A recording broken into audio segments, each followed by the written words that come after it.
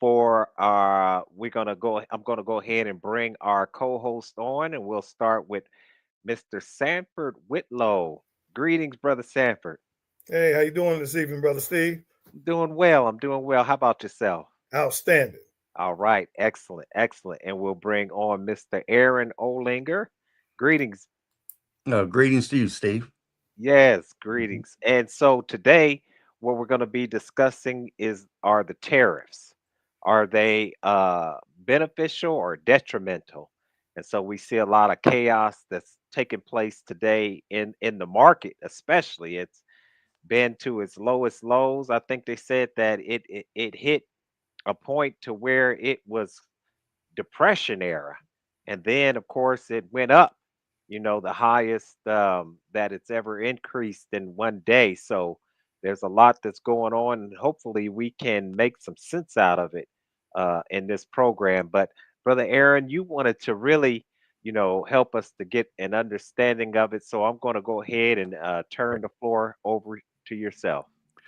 Okay, right now, and we've been knowing since February that Trump said that he was going to put the tariffs on, and he was warning people to prepare. And I say the wiser people would have been stocking back some things right now, not panic stocking, but casually stocking, calmly stocking, doing inventory of their stuff, and then trying to fill those gaps.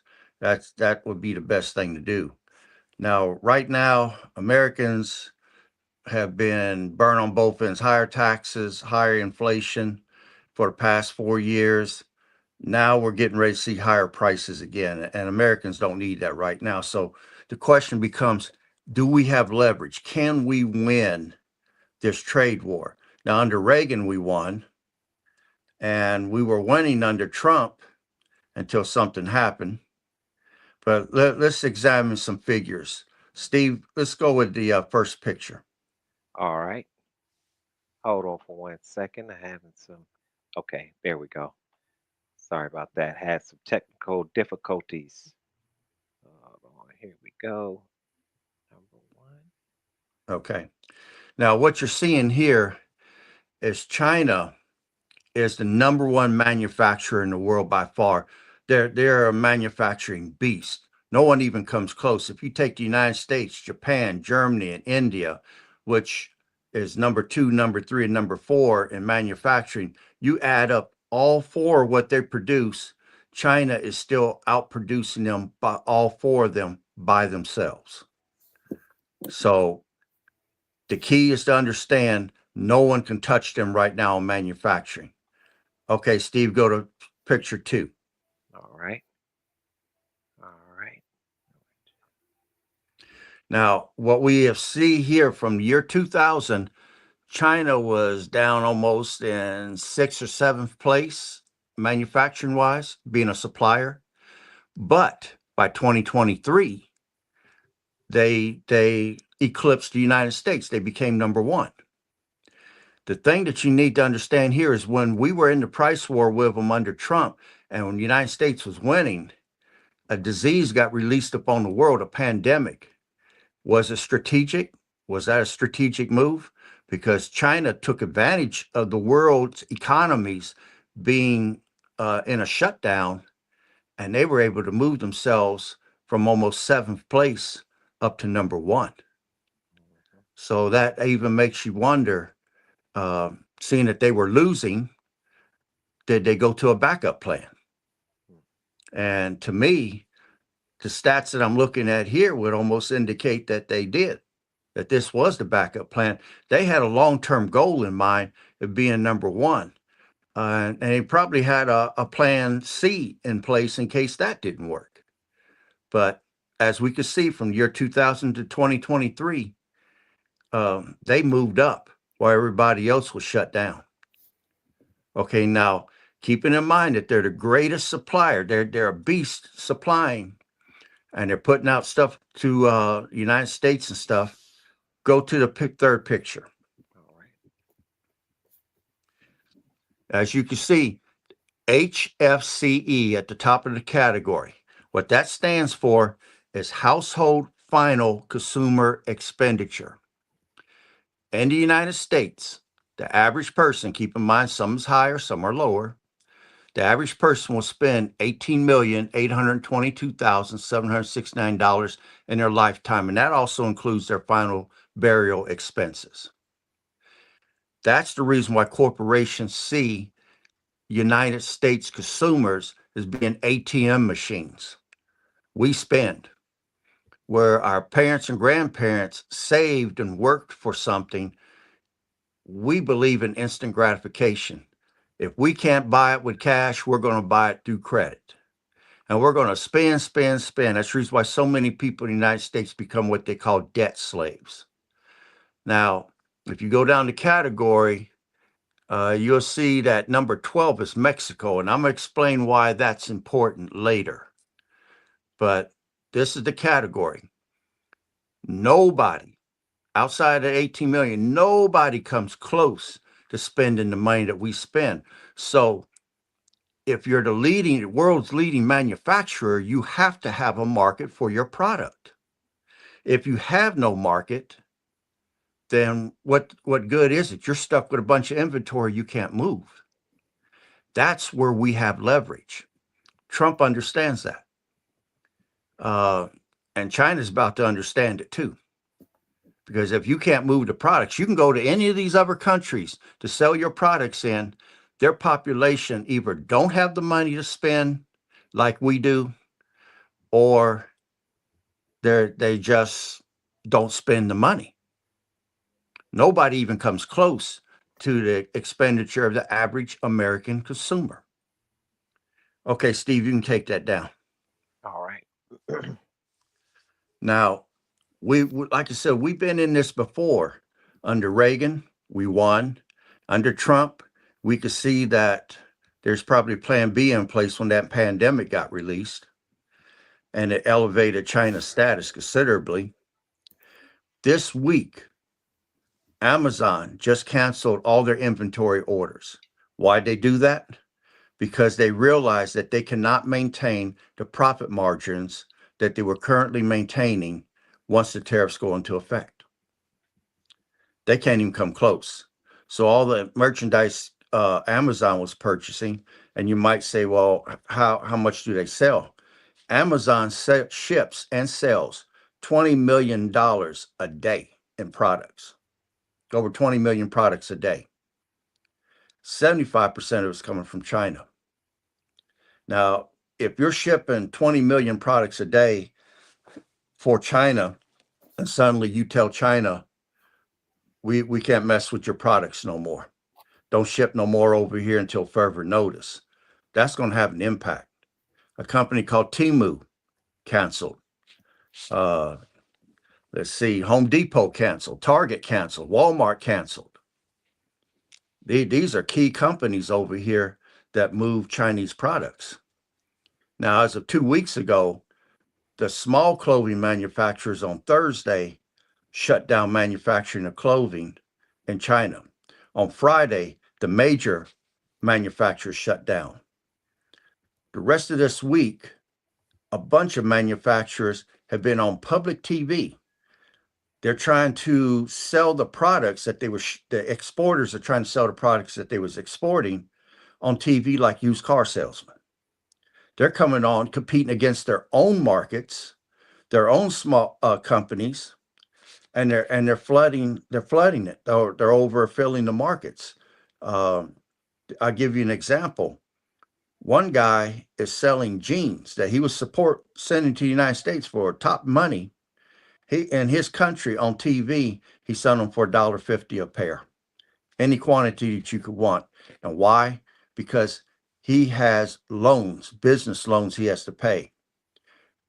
Corporations in China right now are filing bankruptcy because there is no market for their stuff.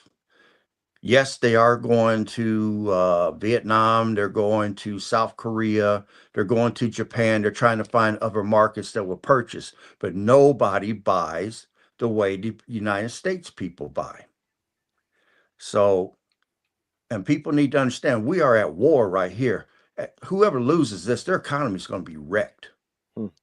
Now, you take a hard look at that. What is China facing right now? Yes, we had major volatility in the stock market, trillions of dollars was lost, but so was trillions lost for other countries.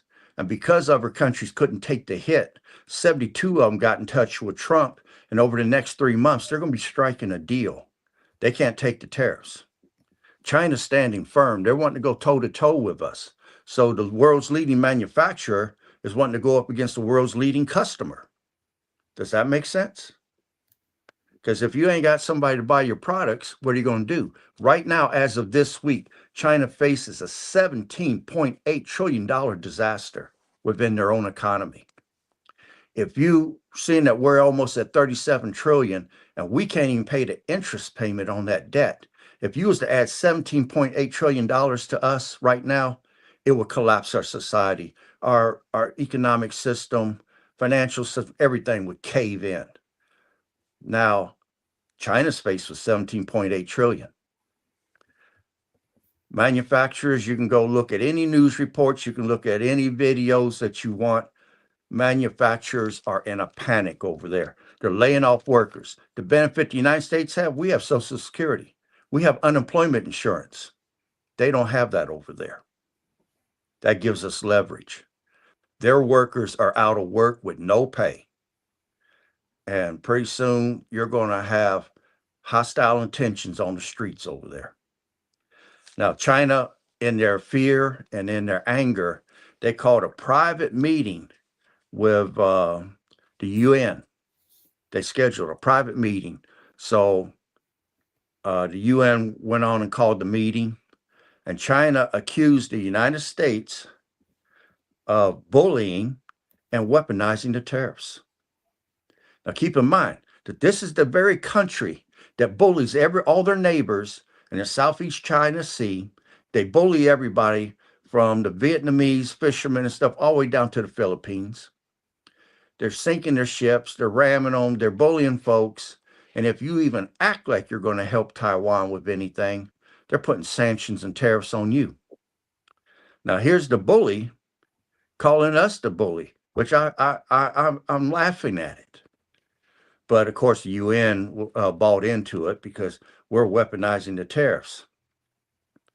They want the U.S. to be condemned for this action.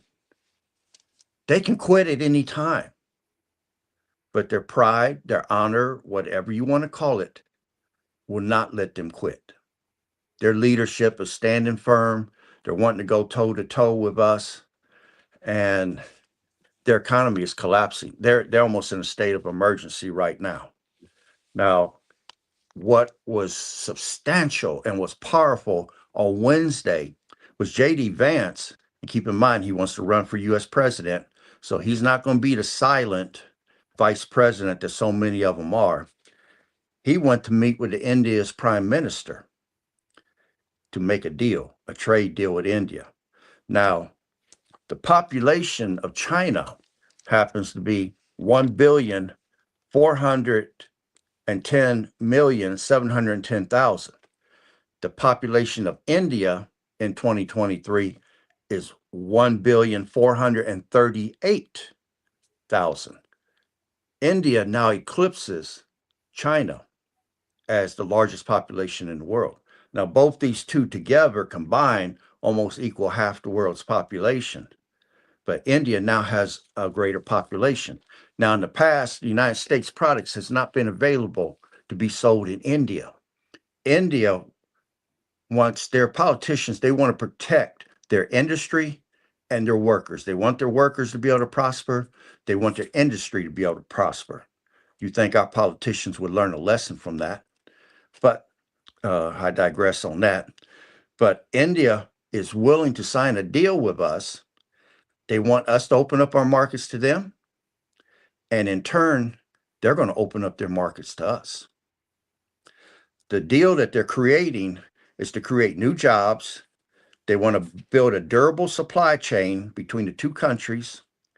And they want to achieve prosperity for the workers, both in America and in India. Now, keep in mind, India is the I in the BRIC alliance. The BRIC alliance is crumbling here a little bit. So India is dumping China right now, And in fact, India is getting ready to put tariffs on China. And it would appear, and I can't say this for sure, but it would appear that any nation that's going to do business with us is going to have to put tariffs on China. The same way as the BRIC alliance is de-dollarizing, they're doing business with other nations. They've had 26 recently joined, 23 to 26 recently joined, including Mexico. Uh, what they did was they're saying that you can join up, but you cannot buy products in American dollars. So that's having an impact on us.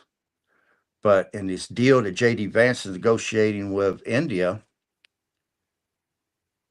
we're going to have access to their markets. They're going to have access to ours. There's going to be no tariffs. And this is going to be profitable for both sides. And this is powerful because, again, India is now the largest population, and no one's ever had access to their markets before. Also, they're part of the BRIC alliance. So that was major that just recently went down. And here recently, um, Home Depot, Target, Walmart, Sam's, Marshalls, Kohl's, Amazon, Temu all made recent announcements that there could be empty shelves in the next 2 to 4 weeks. We could see COVID like um, shortages on all these shelves because they heavily get their products from China. So right now, the negative that the American public is going to be looking at is going to be widespread product scarcity, higher prices that are getting ready to come. We'll have bare shelves in 2 to 3 weeks, possibly. Now, China this week has made an agreement with Mexico. Mexico says that they're going to buy Chinese products. But as we saw from the chart, Mexico's people don't spend near the amount of money that we spend. And then China has also struck a deal with Japan and South Korea, two of our allies, to do a trade deal with them. Again, they're looking for buyers for their products, but anyone's going to have access to our markets. That deal that they've got with China and South Korea, there probably is going to be some backlash on that coming from us. Now, gold, this as of today, hit $3,331.95, which clearly shows that they've lost control. There's no way that gold could be moving up as fast as it's moving.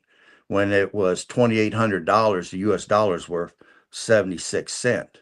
Now it's $3,331. What is the US dollar worth? Due to this de-dollarization and stuff, our money's losing value. So we're going to see definitely higher inflation, and we could get into hyperinflation. But people need to understand we are at war. I'm going to stop there for right now, Steve, and let you guys chime in before I go any further. And bring us on.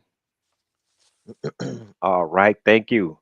Yeah, so that was thank you, brother. I appreciate that. And I know for those who are out there, this is a very complicated, a very complicated topic to really to understand. So I just wanted to give a little brief overview of tariffs and what they are. And so this is the information that I got. And so tariffs are taxes imposed by a government on imported or exported goods.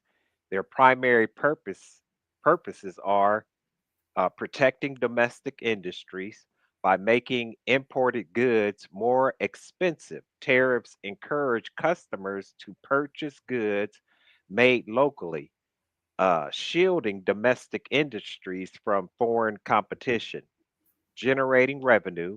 Tariffs can serve as a source of income for governments, though this role has diminished in modern economies that rely more on other forms of taxation.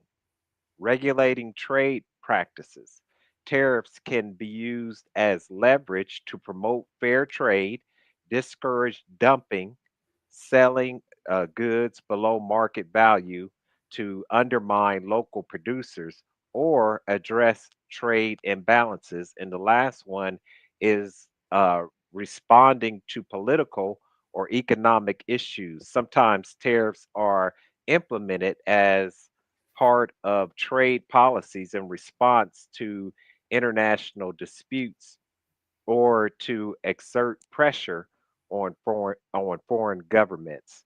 And so that's hopefully helps us to understand a little bit about tariffs. Basically, a trade war in essence. And I think the objective, it sounds like from what I have been reading, is that Trump is trying to bring more um, industry back to America. And as it was saying here, is trying to get some type of balance between the countries as far Hmm. as trade is concerned. And Hmm. so I think that that is, yeah. So I think one of the things that, as you all know, I say at every program, I definitely agree with um, the concept. What is troubling, though, is just how it's being done. And I think that one of the things that we see that Trump is doing is to some degree, it really has no calculation to it. So he's throwing out one number one day and another number another day. And so this is rattling, of course, the markets where you see them going to almost historic lows. And so, like you said, I think that this is really throwing the global market into chaos, not just China, but the global market into chaos. So I see, like you said, JD Vance going into India and trying to make a deal with India. The only issue that I see is that since we are in a global market, I just don't see how, without some type of diplomacy, that these trade wars are going to work out for for anyone who's a part of the capitalistic system. And so I'll just throw that out right there and let brother Whitlow, if you have anything to say. Well, I don't think the president's doing it recklessly. I do think it's a plan, even Hmm. based on the charts that Aaron had you show earlier. I was just looking. Mhm. So if you take the top four nations outside of the United States together, they don't import as much as the United States does financially from China. Take the top four nations, what they spent, and I'm looking at the numbers here. We still outspend all them with China by $247.7 billion a year. Right. So losing us is like losing your legs. Mm. We'll be hurt. Yeah, we'll suffer for a moment. And if this India deals go through, it's going to turn a lot quicker than what you think. But outside of the U.S., as far as China exports, people giving them money or them doing business with is South Korea, as Aaron said, Japan, um, Mexico. Mexico, Hong Kong, Yeah. and those countries combined don't spend what we spend. Mm. Just think about that. The next four don't spend what we spend alone. You remove us from that equation, they suffocate. Mhm. Hmm. And that's Yeah. just simple math. I'm looking at the numbers. That's simple math. They will suffocate. Now, we're going to take a hit, but the hit's not going to be like what they're going to take. Hmm. Mhm. And if this deal goes through with India, we're going to have some hit relief. It's not going to be as bad as what it may come out like it's starting to look. But as I looked at it, when you take those four nations, the top four to spend with them, Mhm. we still outspend the next three with what's left. Hmm. The bottom line is we have supplied their economy so long in an unfair trade way that this I'm telling you, this is necessary Hmm. because the trade war or trades need to be even. There's no way we should be able to. We have to export a certain amount from them, and they don't do the same from us. No way. Mm. No way.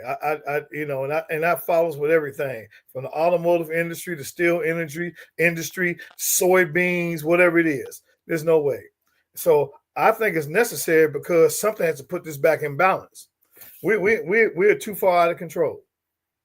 Right. So as just somebody who understands what's happening, I mean, we got to bring it on. But I will guarantee you they collapse before we do. Right, right, right. And so, yeah, I you know me, I definitely agree. I definitely agree that there has to be some balance brought about, but and maybe it's just the pain and suffering that we are going to have to face. Because yeah, China's going to have to face some serious pain and suffering, and as you said, brother Aaron, you might see some civil unrest in China come about. It's However, already happening. Hmm. that is They got so true. That is they, so they, true. they got it happening right now. Yes, yes. And so I do think that that's this whole trade war really, and it is a war. I think that we might be talking tariffs, but it is a war, Right. Hmm. seriously a war. And so I think that one of the things that we have to be very um, aware is how it is impacting the American people, particularly the American farmer. And so I think that, what issues that we're facing here in America is a large budget deficit. And now we're looking at the American farmer that's going to have to be bailed out due to the fact that they're not able to sell a lot of their produce to China. And this is going to be real hard on the American farmers who are already losing their farms due to uh, you know COVID issues and just a number of other issues. So the American farmer, particularly those farms that are owned by families and not corporations, right? they're really they're really under the gun, and the media is not I wrote the book on the inescapable famine, and so the media is really not exposing the suffering that the American farmers are really facing today. So that's just one thing that I think that there's a lot of things that are not really being exposed on how these tariffs are impacting the American people. And I think we need to know so that we can, as a people, prepare. Like you're saying, Aaron. I really think that the information that you give should be on mainstream media because Hmm. we are going to have to tighten our belt because it's going to be a rough ride until this whole thing levels out. If it does level out. And I'm gonna say this, Steve. People need to understand that in being at war, you almost have to take a warrior's mindset. Right now, our mindset is going to have to change. And what I'm going to use is an analogy of the three pigs, okay? The pig that builds his house of straw, that's the people that are out here that feel that I'm going to live my best life. I deserve this lifestyle. I don't care what they do, it's not going to affect me. I'm going to live above my means because I deserve that. That's the pig that builds his house of straw. That's going to cave in. The pig that is skimming the surface of the water, he's bobbing up and down. The one that builds his house of stick, that's the person that is living right at their means. Okay. There, and the smarter person would be living at their means, but you're right on the surface. As soon as the new prices come in, you're going to sink, you're going to drown. You're not able to save money to have a cash reserve to get you through. You're living at your means. Right. And what we're about to say, what we're telling you right here is important because you're not going to hear this in the media. The media should be telling you this. If you're going to survive what we're getting ready to come into, you got to live below your means right now. By living below your means, getting rid of debt, trying to take advantage of sales, many different concepts. By living below your means, you'll be able to put back a cash reserve. You'll be able to keep your bills paid. When the new prices come in and they start to impact you, you can take the hit. You could tough it out. And you better be able to tough it for about 2 or 3 years. But the media is not telling people this. They need because they want the economy to keep running. They want you to keep that spending that Americans are known for spending. They want to keep that consumer debt going because that keeps the economy flowing. They got that money's got to flow to have an economy.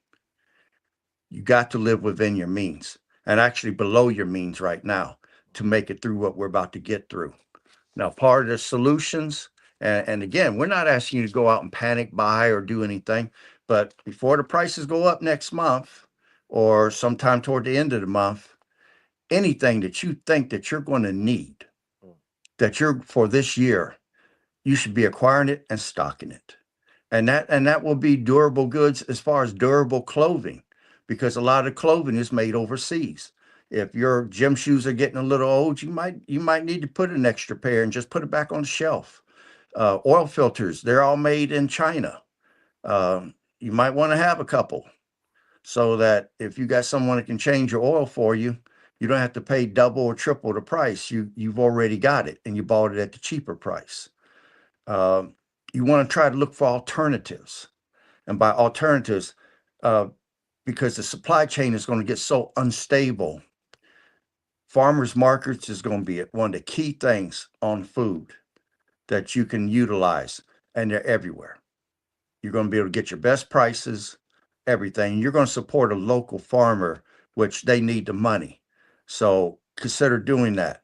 Independent retailers, regional producers, all local people.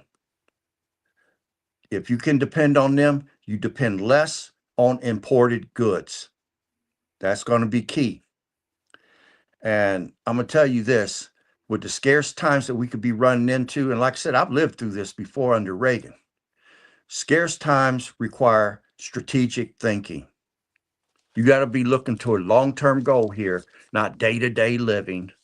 Because if you're day-to-day, then you're that pig that builds his house of straw. You're trying to live your best life. You feel that you deserve this higher lifestyle. You're the first to fold. Now, I'm sorry for those that get caught up on the cutbacks, the layoffs. I was one of them. I was out of work for 3 years, but I made changes. And we've talked about some of the strategies that I had for getting through that time period on a past show that we've had. Now, before you can put your hands to work to make things happen, you have to change the mindset. You've got to change the mindset. You got to have a meeting with the family. You got to say, this is what we're going to do. We're going to be on this program for a period of time till further notice. You got to get everybody on board, working together for a goal. And at the end of this war, you're going to be a survivor that's going to stand. And don't sit back and think, well, I'm waiting for shit hits the fan. You're in shit hits the fan right now. You're Right. in a survival thing. And if you want to be standing at the end of this and not lose your house, lose your cars, be out here homeless with all these other people that's going to end up homeless behind it, you got to change the mindset first. So I'm going to stop there, Steve.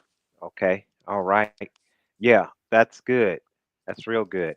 And so that's what I like to really share on this program is, as we talk about these current events, how can we respond in a way that, we can put ourselves in a better position as things are beginning to slide into some very some very hard times to say the Mhm. least. And I think that one of the things that we need to definitely do is learn us some skills. Because I think that as you're saying, one of the things that we may have to even look at is the old fashioned bartering Mhm. system.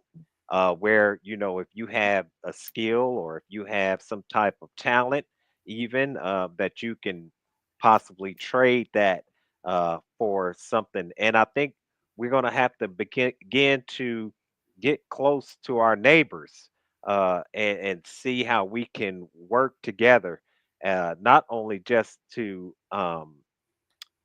for like security, but also it would be wise for your neighbor, if your neighbor has a backyard, to ask them to grow some food. You grow some other different type of food, and like you said on one program, you bring that food together and you got you a salad.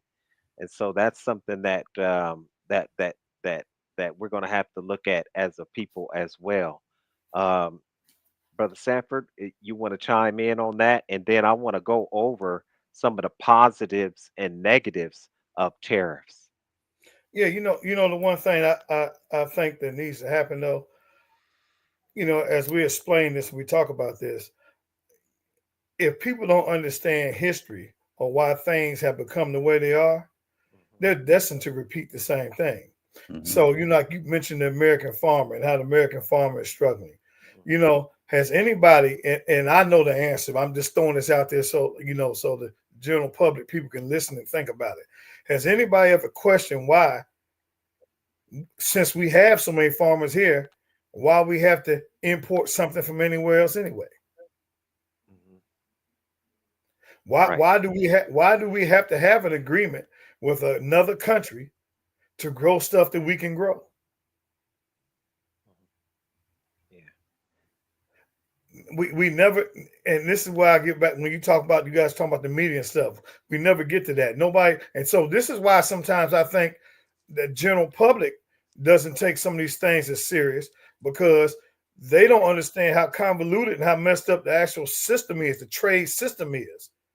Mhm. So without a clear understanding of how the trade system works and why we even have to have it, I think the people that we trying to reach or talk to, I think sometimes they listen to us and look at us and say, or people like us and say, well, what kind of sense does that make? I got a farmer half a mile down the street from me. You know what I'm trying to say? So they looking at what's here, but not understanding how the system actually works and how we as a nation have put ourselves in this position from bad agreements made a long time ago. So when we talk about these things, I think it's important just to throw it out there sometime too, to make the people understand the reason you got to get prepared and you can't just go down the street and it doesn't just work like that because we have a system in place that we all voted for somebody else who made a deal with somebody else. And this is why this is the way it is. This is why it's so important to know what you're voting for, who you're voting for on an individual level, what they believe in, and to read the issues and understand what the issues are. So I just want to put that out there because I want people even, to do some research and understand why this is really happening. Because I don't think people take it as serious because they don't even understand the origin from which it comes from. And I'll leave that right there. Okay. All right. And then let me add something here, Steve.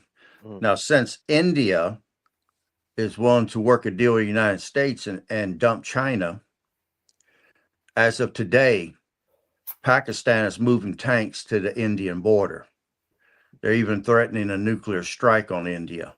Their soldiers exchanged gunfire with India yesterday, and in return, India shut off this one dam that was sending water into Pakistan.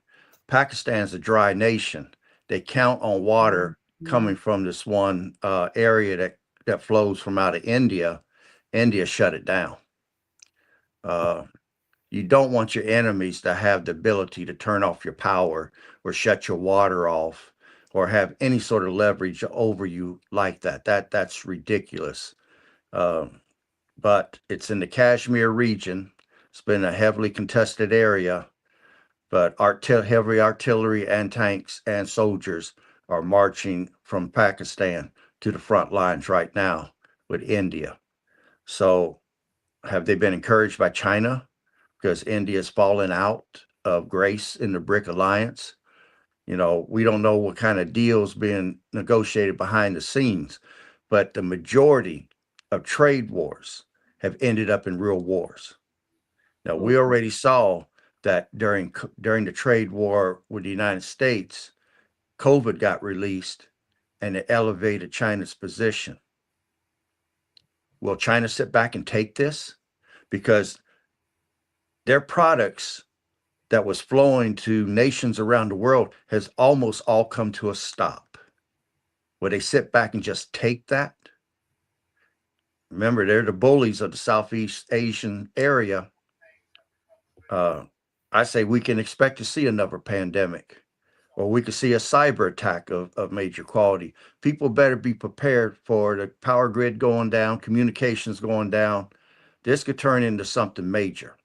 And just because we're saying that this could last 2 or 3 years, depending upon the trade deals that are negotiated at this point, trade may never open back up with China. We don't. This could be permanent. Our new trade partner could be India. So people need to understand what's at stake here, and whoever loses is going to lose big, and their economy, their nation, everything's going to collapse, and we can't afford for that to be us. And if it does end up be us, your reaction, how it in fact affects you, you got to get out in front of this.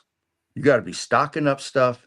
You got to look for gaps in your inventories that you have. And I'm not saying go out and panic buy or anything like that.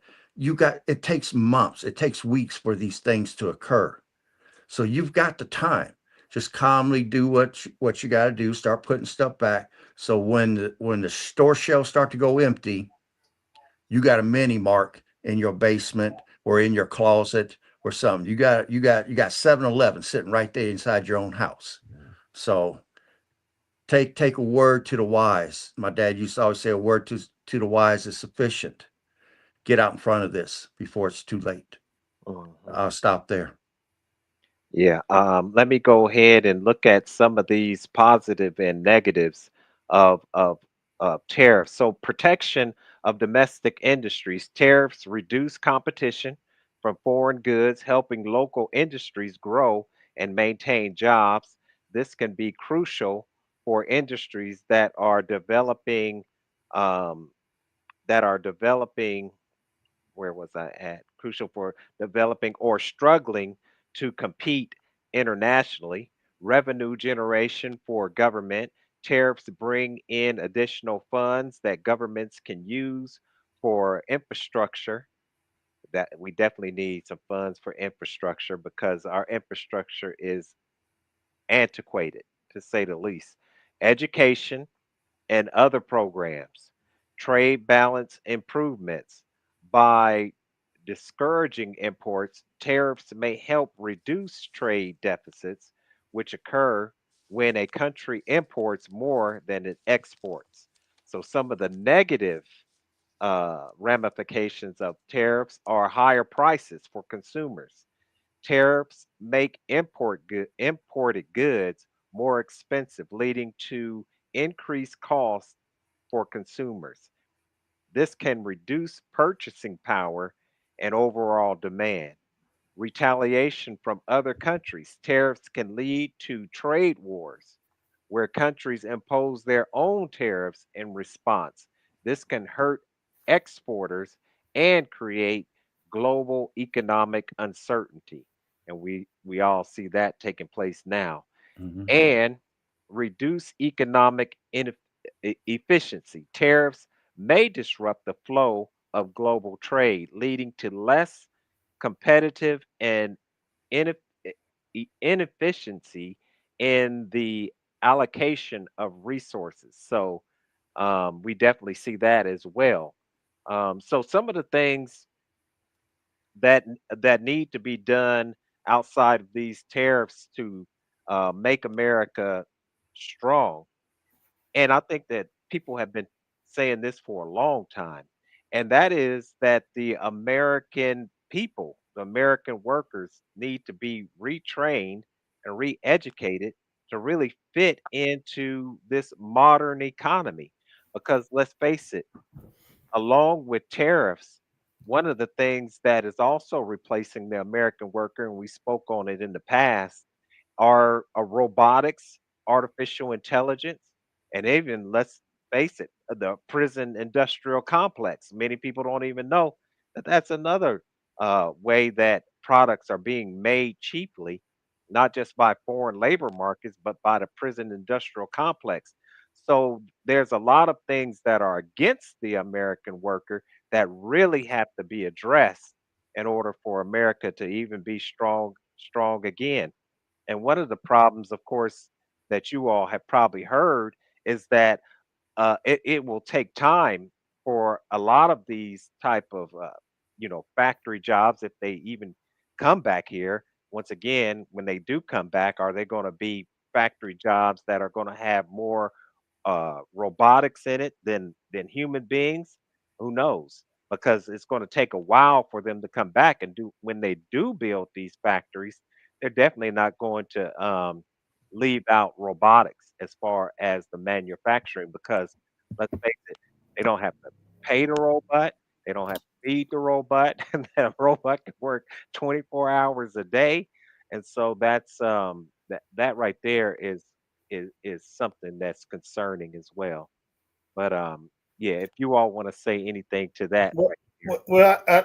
when you're talking about that, that's inevitable. When you talk about, replacing the human worker with certain things, there's restaurants now that they got robots bringing your food to you. Right. You know what I mean? Hmm.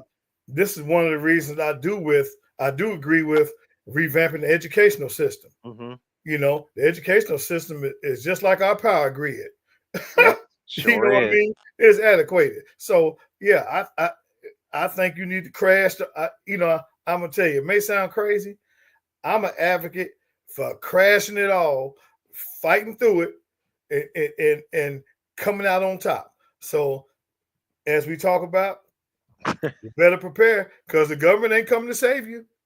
They're not coming. That may be just what happens in And all actuality. I believe it's on its way. But Yeah. you better get ready.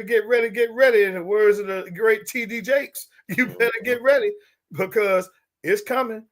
And Yeah. you still can do a little bit at a time. You still can build community resources to make this happen. We still have the opportunity to do that. Hmm. And people better. It's going to be tough, man. You got to toughen up. But Yeah. we have done. There's so many sections, I think, in the United States that we have allowed ourselves to become too comfortable with. Hmm. That follows the trade, that follows the education, that follows just the mindset of teaching how to spin, that follows the mindset of teaching us how to be tradespeople, tradesmen and tradeswomen. Hmm. We have done this to ourselves, and it's a horrible thing. But Hmm. this is the only way.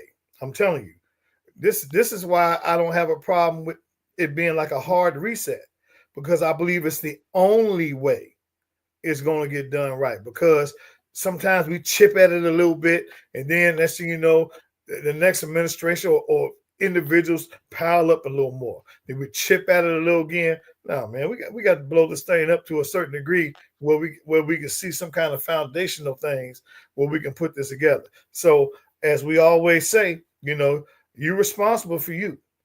Hmm. You're responsible for you, and there's nothing stopping you now for preparing for that.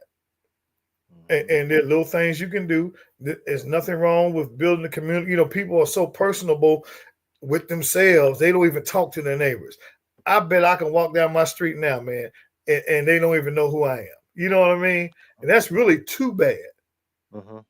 you know. So and then even in the small communities, when I grew up in the west side of Dayton, everybody knew everybody. Come on.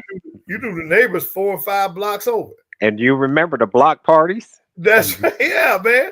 And everybody riding their bikes to somebody's house, and Man. yeah, man. But I'm saying we are so far away from that Hmm. to having the communicable thing that we yeah, man. Yeah. You better wake up, man. You Yeah. know.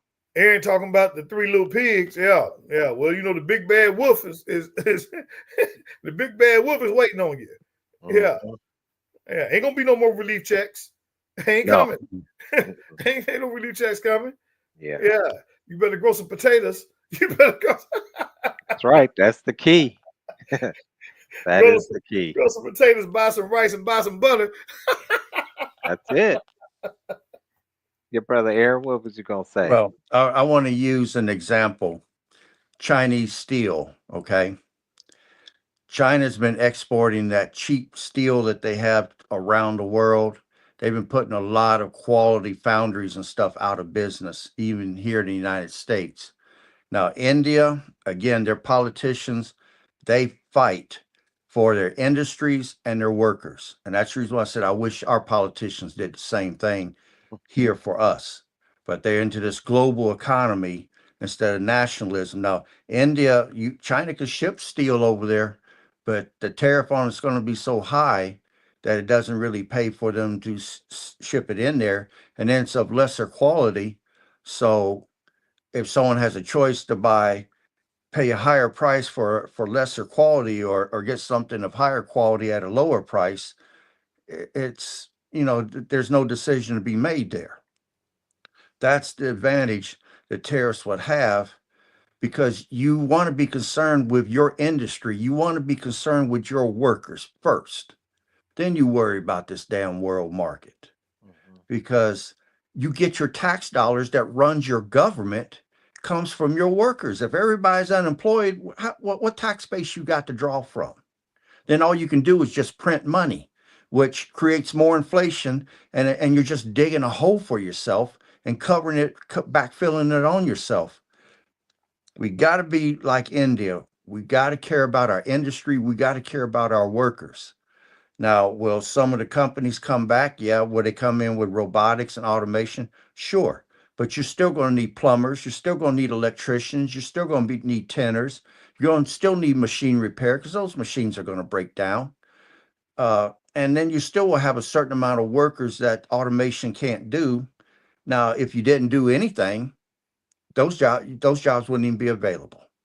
Yeah. But all of Yeah. those No, I jobs pay agree. good wages. All those jobs pay Yeah. good wages. You And can that's live what I on was saying. I definitely agree with you. And that's what I was saying about just re-educating it. the American worker to fit Mhm. to be prepared for when these jobs do come back. So I agree with both of you on that.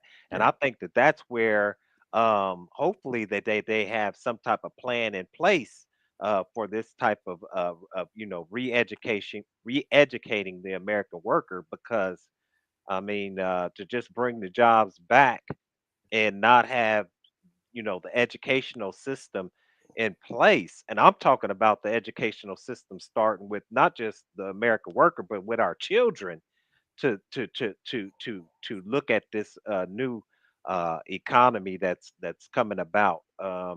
So as we are at the bottom here of the hour, one of the things that really concerns me, of course, is that you have now you had before embargoes, with the embargo with Cuba and other nations. Then you had sanctions.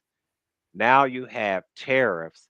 And I think that America is putting itself in a bad position globally, in the taste in the mouth of other countries because it's coming to a point where other countries they have to be saying to themselves that we cannot trust the American um, global what they call free trade because the dollar has been weaponized. And like you were saying with the BRICS nations, there may be some issues with India. I was always looking at India as far as the weakest link in the BRICS nations, to be honest with you. Okay. But I think that yeah, that the dollar on the global market and it's not backed by anything now. And now when we look at even the petrodollar, the oil, let's look at China for instance. They're just totally eliminating at some point in time um, vehicles that run on petrol. You also have, now the foods that we were eating had a petroleum based ingredients Hmm. that they're now removing. And so one of the things that most people don't know is that the petroleum industries are behind plastics. And one of the things that they're trying to move to is creating more plastics. But we see that that's an issue because they can't properly recycle plastics. They tell you to recycle them, but the truth is that they can't recycle them, especially if the plastics have coloring in them. And so, man, I mean, if you don't pay attention to the news, we are just really totally being blindsided. um, well, let me say one more thing too that just came out that I would love to hear you all talk about, get your thoughts on, and that is that when the market went down, they were saying that a lot of these uh, friends of Trump were able to capitalize and that there may be some news coming that there might be some type of insider trading that's going on. Because they said that one guy made like 1 billion in an hour or something like that. It's something astronomically ridiculous. And so, yeah, this whole thing just does not look good. It doesn't look good at all. So if Well, you, mm, I'm gonna say this. If I had a tip, like I tell you guys to invest in gold and silver, what's the big deal with that? You want to call that insider trading? I mean, there's nobody making more money than BlackRock right now. And BlackRock represents mhm, the deep state. They're anti-Trump. They're betting the market short. They're betting that it's going to go down. They're mm, making way more money than anybody because the market has been going down. Is that insider trading? No, it's just the luck of the draw. mm, Uh, right now, even the plunge protection team, who's supposed to stop the market from dropping, they can't even control what's going on at the moment. They can't even control the price of gold, which had been restricted for years. In the last 2 years, gold has outperformed everything out there. And mhm. there's no stock, no nothing that's outperformed gold in the last 2 years. So they have lost control. We as a people have to take responsibility for our own lives and how we're going to get through this. And whether we thrive through it or we suffer through it comes down to our mindset. What we think, are we strategically planning? Are we seeing the scarcities are coming? Or are we just going to ignore it and let it bump into us? Yeah, I just go back to warning our community brothers and sisters. Most Honorable Elijah Muhammad said, "Pull your resources, unite, and do something for self." Because we're looking at some very difficult times. And, you know, one of the things that when I was talking about the farmers, you know, black farmers are definitely suffering more, if you will. However, you don't hear too much because they have never really been able to depend on the government for any type of subsidies or loans or anything like that. But the white farmers, they are really hurting because they have been for a long time looking at that subsidy or bailout from government, which is not coming. So it's going to be definitely some rough times. So we definitely got to pull our resources together and do something for ourselves, grow foods in our community, urban farms or our community, community gardens, whichever one you want to call it. That's what we need to get busy doing and invest in gold. I say invest in gold But because gold is going to be the currency, regardless to what currency comes in. Gold is going to be secure. So I'll I'm, go I'm gonna ahead and say I'm gonna yeah, say go ahead. one last thing. Mhm. And again, you heard it here on this show. Live below your means. That's the only way you're going to make it through what we're doing. Some of the other things that we're mentioning, but you're not going to hear this in the media. But it's going to be key to getting through this situation. Live below your means. Yeah, I I'll stop definitely there. agree with that. That's very good. Well, brothers, thank you so much. I mean, whew, this is one of them programs where you got to really take it seriously because we just don't know, what's going to happen. And yeah, so let's just all begin to prepare ourselves and prepare our families for some difficult times. And it's a good time, really, if you want to if you look at it as far as people coming into that mindset once again of pulling together, because my old saying has always been, we're going to do one of two things. We're either going to turn to each other or we're going to turn on each other. And that's so with that, thank you, brothers. I really appreciate your commentary, and I look forward to coming back with you on the next program. And I'll just put I got to, of course, put my book up here. And like I tell everybody, go grab your book, The Inescapable Famine, because it's definitely coming. We got extreme weather, we got all this rain, we got drought, we're looking at inflation, possible economic collapse. If they go to war with Iran, we're looking at definitely supply chain disruption. And we already know that we see wildfires on the screen in the Carolinas. I mean, it in places that you never thought it would be. So definitely get that book so you can learn why it's happening and what you can do to protect yourself and your family. So with that, thank you, brothers, and I'll go ahead and sign us on out. All right. See you next time. Be Mhm. blessed.